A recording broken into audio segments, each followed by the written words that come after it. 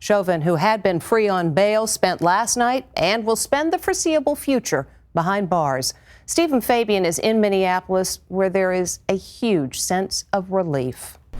Disgraced Derek Chauvin spent his first full day in prison today after that swift and sweeping verdict. This just-released mugshot in orange prison uniform was taken minutes after he heard his fate. As he was led out of court in handcuffs, he had something written on his hand. It turns out to be his attorney's phone number. He knew a piece of paper would be confiscated. Chauvin is on suicide watch. He is in an isolation cell like this one in the Administrative Control Unit in the Oak Park Heights Maximum Security Prison, 25 miles from Minneapolis. He woke up today to a breakfast of fruit, bran flakes, scrambled eggs, potatoes, bacon, toast, jelly, and coffee. The prison is said to be escape-proof and houses the state's most violent and dangerous felons. It was featured in an episode of Lockdown on the National Geographic Channel. Segregated prisoners are allowed outside for just 1 hour a day. Each inmate stays in his own small cage. As an ex-cop guilty of a high-profile murder, Chauvin is a potential target, says prison consultant Larry Levine. This guy is going to be a target from the day he gets in until the day he gets out. He can't go to regular visits. He can't go to religious services. They're going to isolate Derek for his entire stay once he hits the system.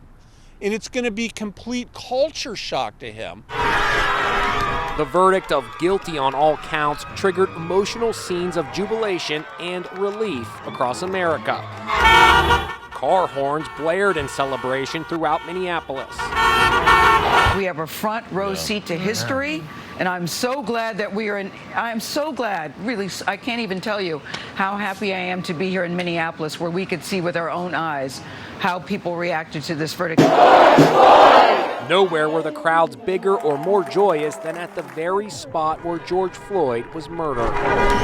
Here, just steps away from Cup Foods, where we all saw that video of George Floyd's murder last May. It's now turned into one big celebration of his life, and there's a real sense among the speakers here and the people here that this guilty verdict will change the course of history forever. President Biden called the Floyd family after watching the verdict.